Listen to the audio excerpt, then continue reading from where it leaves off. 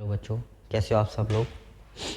देखो, हम लोग आज जो है हिस्ट्री की अगली क्लास है और अगली क्लास पिछली वाली जो क्लास हुई शायद आप लोगों ने देखी होगी और उसमें हमने पाषाण काल को पढ़ रहे थे। पाषाण काल में जो पार्ट पढ़ रहे थे वो पढ़ रहे थे हम लोग पुरा पाषाण काल। किसको पढ़ रहे थे?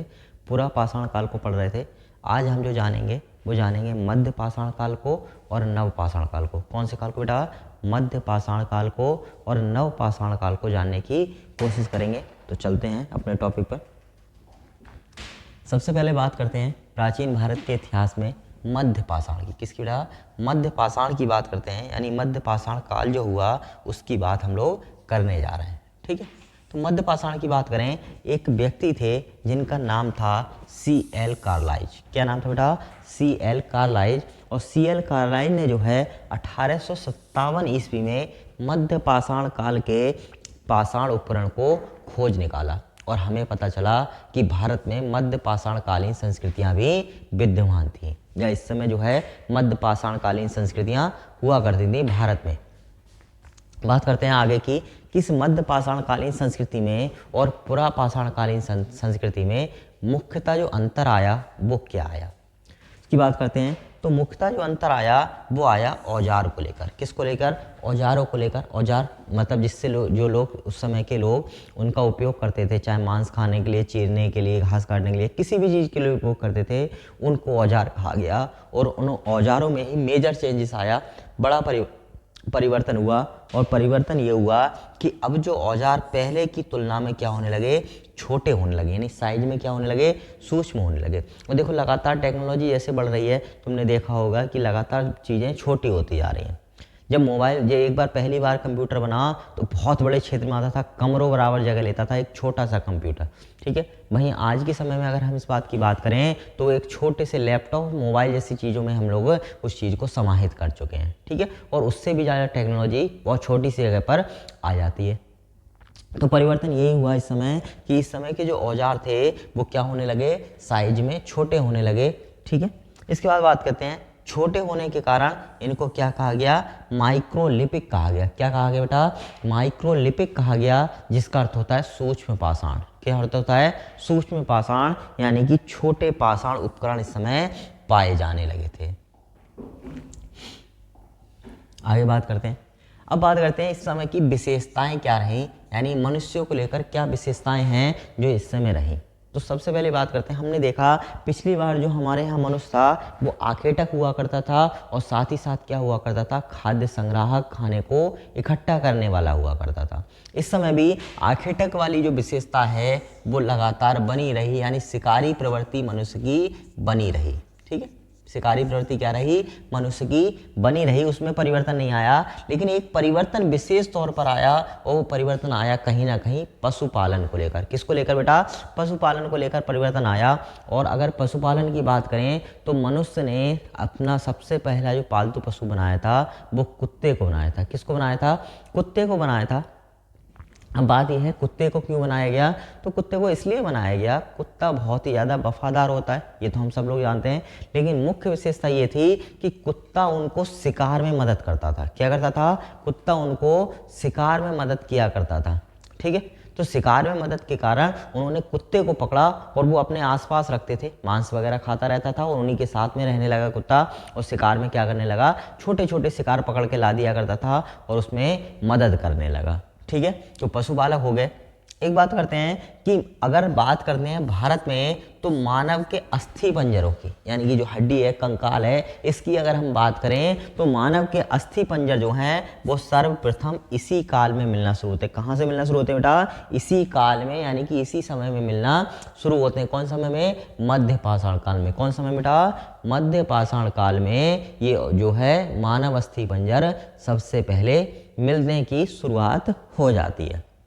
बात करते हैं कि भारत का सबसे बड़ा मध्य पाषाणकालीन या मध्य पाषाणिक स्थल कौन सा था, यानी जो मध्य पाषाण के समय में सभ्यता ने जन्म लिया, सभ्यता उत्पन्न हुई, पैदा हुई, उसके समय में सबसे बड़ा केंद्र या सबसे बड़ी जगह जहाँ पर ये सभ्यता सबसे ज़्यादा पनपी वो कौन सी होती थी?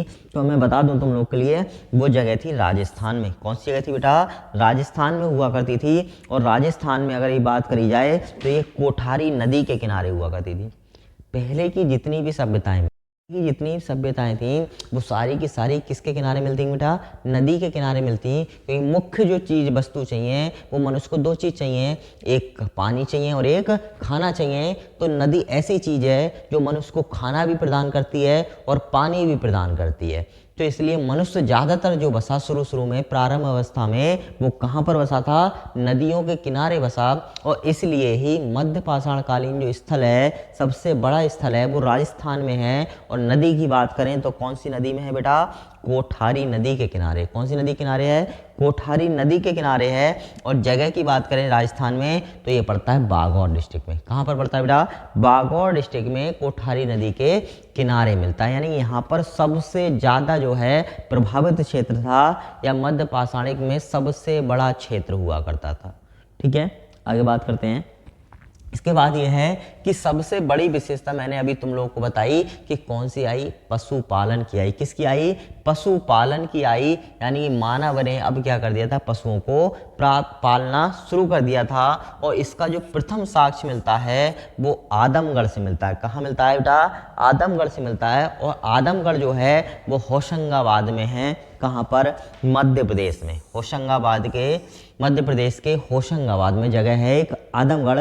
और इस आदमगढ़ में पशुपालन का सबसे पहला साक्ष्य मिलता है। कहाँ पे मिलता है बेटा? मध्य प्रदेश के होशंगाबाद के आदमगढ़ में सबसे पहला साक्ष्य मिलता है किसका? पशुपालन का। ठीक है, अब बात करते हैं कि कुछ प्रमुख मध्यकालीन स्थलों की बात करते हैं, या ऐसे जगह जो मध्य पाषाण युग के समय से संबंधित हैं। जिसमें सबसे पहला नाम आता है बागौर का। कौन सी जगह का? बागौर का। अभी मैंने तुम्हें बताया। यहाँ पर हमने सबने पढ़ा कि भाई पशुपालन का साक्ष्य मिला हमें। जब हमें पशु पालने हैं तो कहीं ना कहीं एक विशेष काम करना पड़ेगा, और वो है स्थायी निवास का।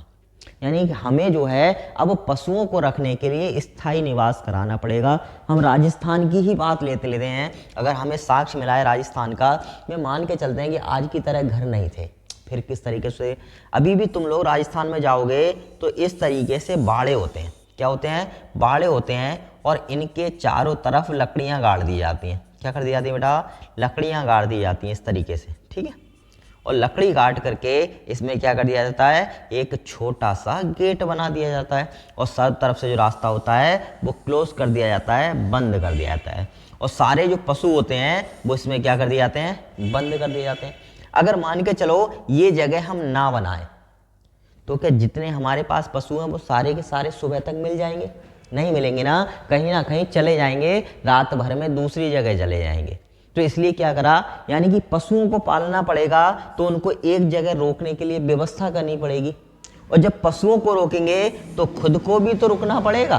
क्या करना पड़ेगा? खुद को भी तो रुकना पड़ेगा। और जब खुद को रुकना पड़ेगा तो किस चीज की जरूरत होगी? आवास की जरूरत होगी बेटा। किसकी जरूरत होगी? आवास की जरूरत होगी। तो मध्य पाषाण कालीन में आवास भी क्या हो गए थे? शुरू हो गए थे। यानी मनुष्य जो है घरों में रहना, एक जगह रुकने की जो व्यवस्था थी वो शुरू कर दी थी। और इस बात का जो है प्रमाण मिलता है उत्खनन से। किससे मिलता है? उत्खनन से। और ये मिलता है BN मिश्र जी को। किसको मिलता है? BN मिश्र जी को मिलता है। यानी कि मध्य पाषाण काल में जो बागौर डिस्ट्रिक्ट है यहाँ से पशुपालन के साक्ष्य मिलते हैं। साथ ही साथ जब पशु पालेंगे तो रहेंगे भी, और रहेंगे तो क्या होगा? आवास की जरूरत होगी। और इसीलिए आवास कहाँ पर मिलेगा? जहाँ पर सबसे ज़्यादा लोग रह रहे होंगे वहाँ सबसे ज़्यादा आवास मिलेंगे। तो ये कहाँ से प्राप्त होते हैं? बागौर से प्राप्त होते हैं। अगला बात करते हैं, एक दूसरी जगह है जिसका नाम है लंगनाज। क्या नाम है? लंगनाज। और यहाँ से विशेषता ये है कि यहाँ से 14 मानव कंकाल प्राप्त होते हैं। क्या प्राप्त होते हैं? यहाँ से 14 मानव कंकाल तंत्र प्राप्त होते हैं। ठीक है, जो हमारा स्ट्रक्चर है वो यहाँ से क्या होता है?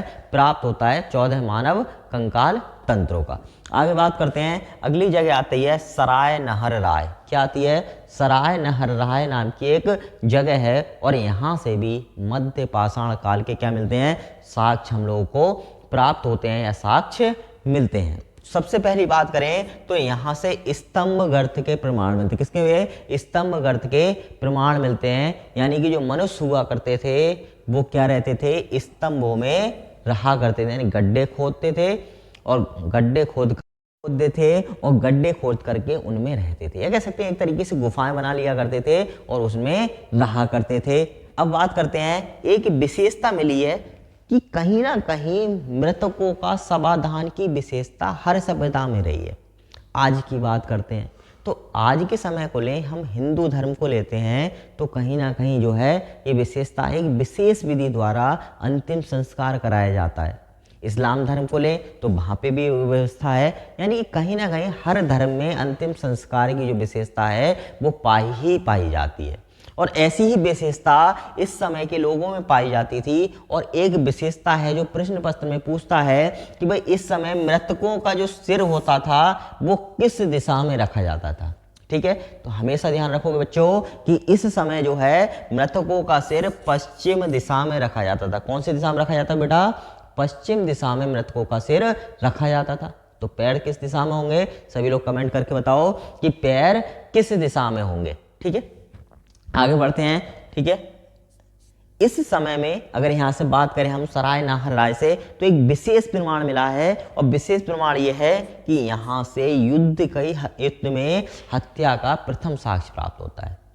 युद्ध में हत्या कब होगी इसका साक्ष्य कैसे मिल सकता है? तो यहाँ पर एक मानव खोपड़ी मिली है जिसमें तीर धंसने का निशान, एक पत्थर का तीर जो है धंसा हुआ मिलता है। और पत्थर में तीर जो है इस खोपड़ी में कौन मारेगा? अपने आप तो लगा नहीं, किसी ने मारा होगा तभी तो लगेगा। जब किसी ने मारा होगा तो कहीं ना कहीं युद्ध हुआ होगा, लड़ाई हुई होगी, तो ये उस बात का क्या है? प्रमाण है। तो हम कह सकते हैं युद्ध में हत्या का ये प्रथम प्रमाण यहाँ से या प्रथम साक्ष्य हमको यहाँ से प्राप्त होता है। आगे बात करते हैं, यहाँ पर एक ही कब्र में 3 मानव कंकाल मिलते हैं। लेयर बाई लेयर रखे हुए हैं, एक ही कब्र में हैं और कितने हैं? 3 हैं। तो प्रश्न पत्र में काफी बार पूछा गया है कि एक ही कब्र से 3 मानव कंकाल किस जगह से प्राप्त हुए हैं। ठीक है, तो बेटा ध्यान रखोगे कि एक ही जगह से 3 मानव कंकाल या एक ही कब्र से 3 मानव कंकाल सराय नहर राय से हमको प्राप्त होते हैं। ठीक है, आगे बढ़ते हैं। इसके बाद एक जगह पड़ती है महदहा। क्या पड़ती है? महदहा। और ये महदहा जो जगह है वो उत्तर प्रदेश में है। कहाँ है बेटा? उत्तर प्रदेश में महदहा नाम की एक जगह है। इसके बाद बात करते हैं उत्तर प्रदेश के किस जिले में है? तो एक जिला है उत्तर प्रदेश में और वो जिला है प्रतापगढ़ का। कौन सा जिला है बेटा? प्रतापगढ़ का जिला है। प्रतापगढ़ में जो है महदहा नामक जगह है और यहाँ से भी मध्य पाषाण काल के साक्ष्य जो है हम लोगों को प्राप्त होते हैं, या कह सकते हैं साक्ष्य मिलते हैं। सबसे पहली बात यह है कि यहाँ पर हड्डी और सींग से बने हुए आभूषण मिलते हैं। क्या मिलते हैं? यहाँ से हड्डी और सींग से बने आभूषण हम लोगों को प्राप्त होते हैं। अच्छा, अगली बात क्या है? अगली बात यह है कि यहाँ से एक साक्ष्य मिलता है कि मनुष्य में, यानी कि स्त्री और पुरुष दोनों को एक साथ दफनाया गया। क्या किया गया है? दोनों को एक साथ दफनाया गया। एक साथ दफनाने के चांस कब होते हैं? जब सती प्रथा जैसी व्यवस्था हो। क्या हो? सती प्रथा जैसी व्यवस्था हो। तो पूर्ण रूप से प्रमाणित तो नहीं है ये कि ये सती प्रथा का साक्ष्य है, लेकिन कहीं ना कहीं ये बात इंगित करती है स्त्री और पुरुष का एक साथ दफनाया जाना।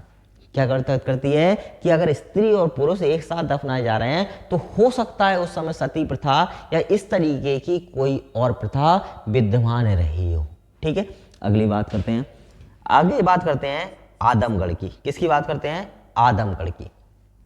आदमगढ़ की अगर हम बात करें तो यहाँ पर पशुपालन का प्रथम साक्ष्य प्राप्त होता है। क्या चीज? आदमगढ़ से पशुपालन का प्रथम साक्ष्य हम लोगों को प्राप्त होता है। अब बात करते हैं नवपाषाण काल की। किसकी बेटा? नवपाषाण काल की। नवपाषाण काल की बात की जाए तो नवपाषाण काल में हम लोग देखते हैं कि क्या क्या चेंजेस आए, क्या क्या परिवर्तन जो है नवपाषाण काल में आए थे। ठीक है, सबसे पहले अगर हम नवपाषाण काल की बात करें तो मुख्य विशेषता ये रही कि इस समय को, इस काल को अन्न उत्पादक युग के नाम से जाना जाता है। जैसे हम बात करें अगर इस समय, तो हमारा समय जो है अभी पीछे हरित क्रांति हुई और हरित क्रांति ने क्या किया? हरित क्रांति ने जो हमारे गेहूं की उपज थी उसको कहीं ना कहीं दोगुना कर दिया। क्या कर दिया? दोगुना कर दिया। उसने क्या किया, हरित क्रांति ने हमारी जो फसल की उपज थी उसको दोगुना कर दिया, और बल्कि कहीं कहीं तो दोगुनी से भी ज़्यादा कर दिया। तो एक नया जो है अध्याय लिखा, और ऐसे ही एक नया अध्याय लिखा गया नवपाषाण काल में। किसमें बेटा? नवपाषाण काल में। सबसे पहले बात करते हैं कि क्या विशेषता आई। एक तो विशेषता यह आई कि इस समय के जो उपकरण थे वो कैसे होने लगे, पॉलिशदार होने लगे। कैसे होने लगे? पॉलिशदार होने लगे। अब ये मत समझो कि तुम्हारे जूतों पे, बूटों पर जो पॉलिश की जाती है इस तरीके से पॉलिश की जाने, नहीं। इसमें किया जाता था कि बढ़िया से एकदम चिकने कर दिए जाते थे। किसी भी जो है सतह से रगड़ करके, उनको आपस में रगड़ करके क्या कर दिया जाता था, एकदम से चिकना बना दिया जाता था। ऐसा लगता था कि भाई इन पे क्या चढ़ी हुई है, पॉलिश चढ़ी हुई है, खुरदरापन नहीं रहता था। ठीक है, तो विशेषता क्या है कि इस समय के जो उपकरण थे, इस समय के जो औजार थे उनको क्या कर दिया गया, पॉलिशदार कर दिया। क्या कर दिया गया? पॉलिशदार कर दिया गया। अगली विशेषता औजारों में क्या आई? अगली विशेषता औजारों में ये आई कि ये बहुत ज़्यादा छोटे होने लगे और धारदार होने लगे। कैसे होने लगे? बहुत ही ज़्यादा छोटे, यानी कि सूक्ष्म होने लगे। सूक्ष्म नहीं, दिखने लायक थे, काम करने लायक थे, लेकिन कैसे होने लगे? पहले की तुलना में अगर हम बात करें मध्य पाषाण काल की तुलना में, तो ये बहुत ज़्यादा क्या होने लगे? छोटे होने लगे, और धार इनकी कैसी होने लगी? तेज होने लगी, एकदम से शार्प होने लगी। ठीक है, तो ये विशेषता है। इसके बाद बात करते हैं कि जब घर बन ही रहे थे तो पहले हो सकता है मानव अपने जानवरों को एक बाड़े में रखता हो और पड़ोस में अपने आप जो है जमीन पर लेट जाता हो। ऐसा हो सकता है, पॉसिबल। लेकिन इस समय की बात करें तो एक विशेषता ये आई कि लोग अब मिट्टी का घर बनाने लगे। किसका? अभी तक पुराने जमाने में भारत में मिट्टी के घर हुआ करते थे। अगर तुम्हारे जो परदादा दादे के राह से पूछोगे तो पता चलेगा वो लोग मिट्टी के घरों में रहा करते थे। ठीक है, और क्या पड़ता था उस मिट्टी के ऊपर? फूस की, या कह सकते हैं सरकंडों की एक छत पड़ती होगी। ठीक है, जिसको छप्पर बोलते हैं। ठीक है, छप्पर बोलते हैं। तो मिट्टी के घर बनाए जाने लगे और सरकंडों की क्या डालने जाने लगी? छत डालने लगी, जिसको हम झोपड़ी कह देते हैं ना। तो सरकंडों की छत पड़ने लगी और मिट्टी की दीवारें बन लगी। डिजाइन कैसा होता था? डिजाइन होता था गोलाकार, या तो गोल होते थे या फिर आयताकार होते थे। कैसे? या तो गोल होते थे या फिर कैसे होते थे? ये आयताकार होते थे। कौन? उस टाइम के मकान या घर। ठीक है, अब बात करते हैं इस समय और क्या नई खोज हुई। तो सबसे नई खोज जो हुई वो हुई इस समय कुंभकारी की। किसकी खोज हुई बेटा? इस समय जो खोज हुई वो हुई कुंभकारी की। किसकी? कुंभकारी की जो खोज है वो इस समय हुई। एक और विशेषता कि इस समय पालतू कुत्ते को मानव के साथ दफनाए जाने की भी साक्ष्य मिलते हैं। यानी नवपाषाण काल में पालतू कुत्ते को मालिक के साथ दफनाए जाने के साक्ष्य भी हम लोग को क्या होते हैं? प्राप्त होते हैं। क्या होते हैं? हम लोग को प्राप्त होते हैं। यानी कि कुत्ता जो था काफ़ी ज़्यादा वफादार होने लगा, और लोग कुत्तों पर बहुत ज़्यादा भरोसा करने लगे और बहुत ज़्यादा प्यार जताने लगे। ठीक है, और इसीलिए तो भाई दफनाया गया है। तो एक जगह है जिसका नाम हम सब लोग जानते हैं, बुर्ज होम। किस नाम से जानते हैं बेटा? बुर्ज होम के नाम से जानते हैं। और इस बुर्ज होम पर जो है हम लोग क्या मिलते हैं? मालिक के साथ कुत्ते को दफनाए जाने के साक्ष्य प्राप्त होते हैं। अगली बात करते हैं, इस समय में धूसर मृद भांडों का प्रयोग होने लगा। क्या होने लगा बेटा? किस तरीके मृद भांड इस्तेमाल किए? मट्टी के बर्तन, धूसर मृद भांड। कैसे? धूसर मृद भांड इस प्रयोग किए जाने लगे। आगे बात करते हैं कि भाई चावल के भी साक्ष्य मिले। क्या मिले? चावल के भी साक्ष्य मिले। और ये चावल के जो साक्ष्य हैं वो कहाँ से प्राप्त होते हैं? वो इलाहाबाद में एक जगह पड़ती है। प्रदेश की बात करें तो प्रदेश है उत्तर प्रदेश, और उत्तर प्रदेश में इलाहाबाद में एक जगह पड़ती है जिसका नाम है कोल्डी हवा। क्या नाम है बेटा? कोल्डी हवा नाम की एक जगह है, और यहाँ से क्या मिलते हैं? चावल के साक्ष्य हम लोगों को प्राप्त होते हैं। क्या होते हैं? चावल के साक्ष्य हम लोगों को प्राप्त होते हैं। अच्छा, कृषि पशुपालन तो हो गया, पशुपालन तो पहले भी स्टार्ट हो गया। अब क्या करा? जब मानव ने देखा कि कहीं ना कहीं खाना ढूंढना मुश्किल हो रहा है, जब खाना ढूंढना मुश्किल हो रहा है तो उसने कहा कहीं ऐसा व्यवस्था की जाए कि खाना यहीं पर मिल जाए जहाँ पर हमारे पशु हैं और हम लोग हैं। तो जब ऐसी व्यवस्था आई तो उसने शुरुआत किसकी करी? उसने शुरुआत करी कृषि की। किसकी शुरुआत करी बेटा? कृषि की शुरुआत कर दी। आगे बढ़ते हैं, इसके बाद देते हैं एक जगह है जिसका नाम है मेहरगढ़। क्या नाम है? मेहरगढ़। और ये बात बढ़ती है, प्रांत की बात करें तो प्रांत पड़ता है बलूचिस्तान। कौन सा पड़ता है?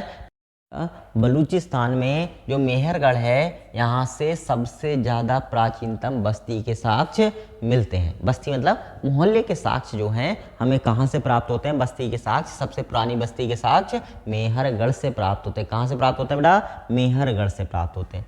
अच्छा, सामान जब होने लगा, खेती होने लगी, तो कृषि में वस्तुओं की ज़रूरत, यानी कहीं ना कहीं उत्पादन या आवश्यकताएं वस्तुएं जो हैं वो एक स्थान से उठाकर दूसरी जगह ले जानी है। जब दूसरी जगह ले जानी है तो उसके लिए चाहिए होगा साधन। क्या चाहिए होगा? साधन चाहिए होगा।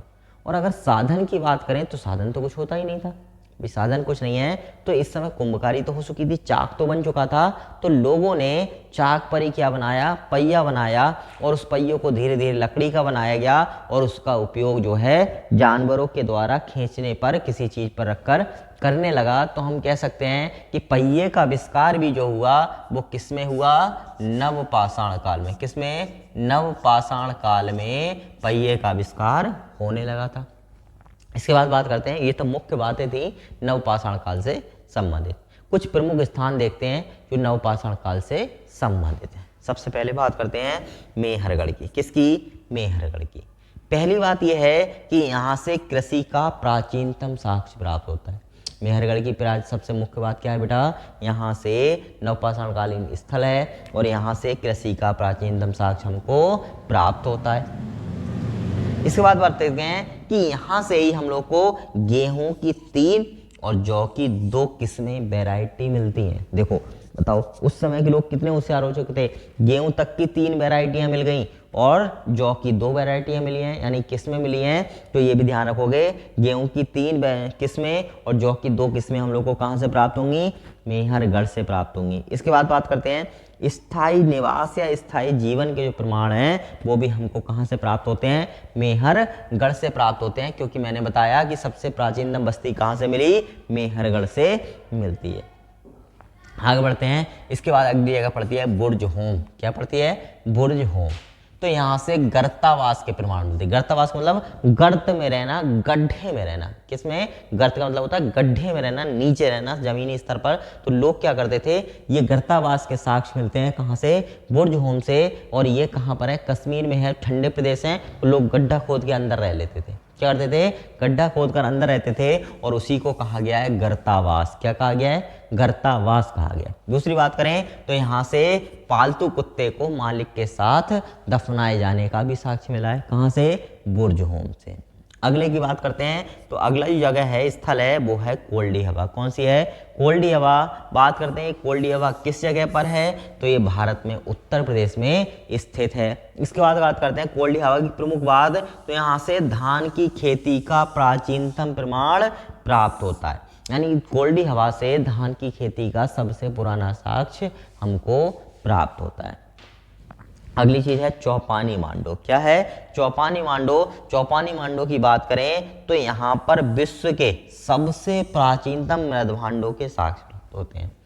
चौपानी मांडो से क्या प्राप्त होते हैं बेटा? विश्व के सबसे प्राचीनतम साक्ष्य प्राप्त होते हैं। किसके? मृदभांडों के। किसके प्राप्त होते हैं बेटा? मृदभांडों के साक्ष्य इस समय सबसे प्राचीनतम साक्ष्य जो हैं वो हमको मिलते हैं।